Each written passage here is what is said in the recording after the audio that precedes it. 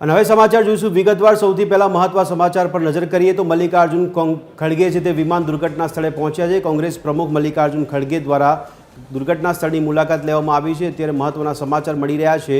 સિવિલથી ઘટના સ્થળ પર પહોંચ્યા છે ખડગે દ્વારા ઘટના સ્થળ પર મુલાકાત લેવામાં આવી હતી। ત્યારબાદ તેઓ સિવિલ હોસ્પિટલ ખાતે પહોંચ્યા છે। મલ્લિકાર્જુન ખડગે દ્વારા ઘટના સ્થળ પર જઈને સમગ્ર પરિસ્થિતિનો તાગ મેળવવામાં આવ્યો હતો અને હવે ત્યારબાદ તેઓ સિવિલ હોસ્પિટલ ખાતે પહોંચ્યા છે। ત્યારે શક્તિસિંહ ગોહિલ અને કોંગ્રેસના અન્ય નેતાઓ પણ તેમની સાથે જોડાયા છે।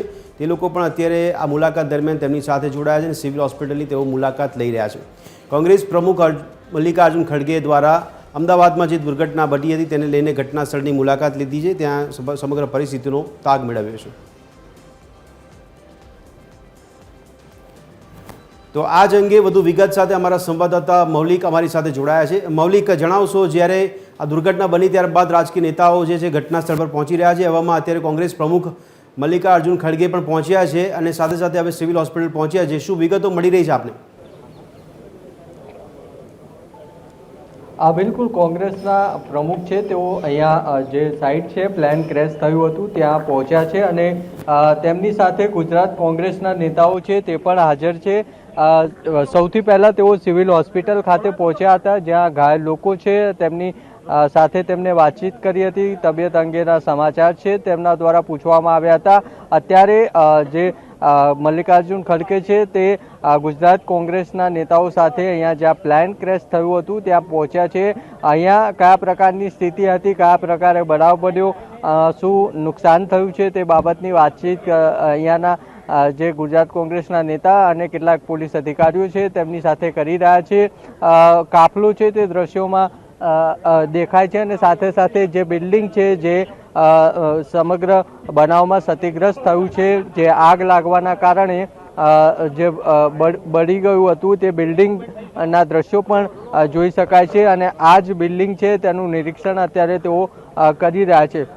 બીજી તરફ જે મલ્લિકાર્જુન ખડગે છે તેમનો કાફલો પણ જોઈ શકાય છે કે તેઓ અહીંયાથી ઉતરીને અંદર જે સાઇટ છે તે તરફ ગયા છે અને તમામ બાબતની જે મેચ છે જ્યાં પ્લેનનો ટેલનો ભાગ ટકરાયો હતો ત્યાં સાથે સાથે જે તેની સામે જે હોસ્ટેલ છે આ તમામ જગ્યાએ તેઓ અત્યારે નિરીક્ષણ છે તે કરી રહ્યા છે અને તમામ બાબતની ઝીણવટભરી માહિતી છે તે મેળવી રહ્યા છે અને તેમની સાથે ગુજરાત કોંગ્રેસના નેતાઓ અને પોલીસ અધિકારીઓ છે તે પણ હાજર છે। જી મૌલિક, મલ્લિકાર્જુન ખડગે દ્વારા કોઈ પ્રતિક્રિયા આપવામાં આવી છે અથવા કોંગ્રેસના કોઈ નેતાઓ જે એમની સાથે ઉપસ્થિત છે તેમના દ્વારા કાર્યક્રમને લઈને કોઈ પ્રતિક્રિયા?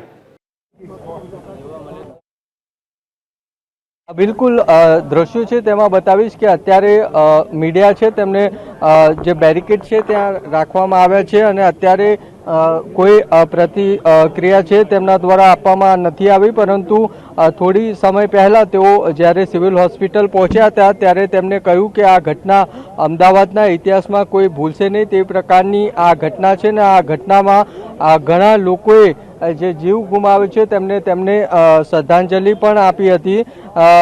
જે બચી ગયેલા વ્યક્તિ છે તેમનો ચમત્કાર છે અને તે મોટી વાત છે તેવું પણ તેમણે કહ્યું હતું અને એક થઈને કામ કરવાની વાત પણ તેમણે કરી હતી। અત્યારે જે રીતે દ્રશ્યો છે તેમાં જોઈ શકાય છે કે મલ્લિકાર્જુન ખડગે છે તેમનો કાફલો અહીંયા છે, થોડી વાર પહેલાં સિવિલ હોસ્પિટલ પહોંચ્યા હતા, તેમને પોતાના મંતવ્યો છે તે મીડિયા સમક્ષ રજૂ કર્યા હતા, સાથે સાથે જે ઘાયલ લોકો છે તેમની સાથે વાતચીત છે તે કરી હતી અને ત્યારબાદ સીધા તેઓ અહીંયા જે પ્લેન ક્રેશ સાઇટ છે ત્યાં પહોંચ્યા છે અને અહીંયા તમામ જે અહીંયાની મેસ આવેલી છે જ્યાં રેસિડન્ટ ડૉક્ટર માટે જમવાની વ્યવસ્થા છે ત્યાં પણ તેઓ ગયા છે, સાથે સાથે આ જે હોસ્ટેલ છે જ્યાં નુકસાન થયું છે ત્યાં પણ તેઓ નિરીક્ષણ છે તે કરી રહ્યા છે અને તેમની સાથે જે અધિકારીઓ છે તેમની સાથે પણ તેઓ સતત વાતચીત કરી રહ્યા છે કે આ બનાવ કઈ રીતે બન્યો અને ક્યારે કયા કારણથી આ પ્રકારે થયું હોય તે પ્રકારની વાતચીત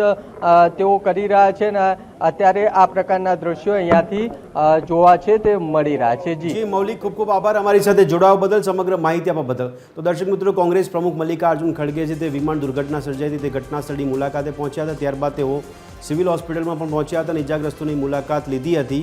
તો ત્યારબાદ મલ્લિકાર્જુન ખડગે દ્વારા શું નિવેદન કરવામાં આવ્યું છે, આવો સાંભળીએ કોંગ્રેસ પ્રમુખ મલ્લિકાર્જુન ખડગે શું કહી રહ્યા છે।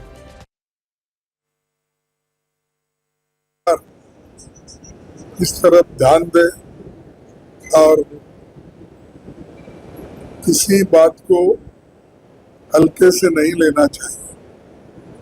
और हम ऐसी दुर्घटना होती है, ऐसा चलता है, ऐसा कहना अच्छा शोभा नहीं देता। ऐसे घड़ी में पूरा देश के लोग एक होकर मजबूती के साथ उनको हम सपोर्ट करना चाहिए। और हमारे कांग्रेस के नेतागण तो 2-4 दिन से यहाँ पर जब भी घटना घटी तब से वहाँ पर उनको हेल्प करने के लिए एक हेल्पलाइन की तरह वो काम कर रहे हैं। हमारे पीसीसी प्रेसिडेंट, सीएलपी लीडर और भी वर्कर्स सभी है और वो लोग काम कर रहे हैं। मैं यही रिक्वेस्ट करूँगा कि आगे भी उनके कोई भी तकलीफात है, अगर उनको कुछ चाहिए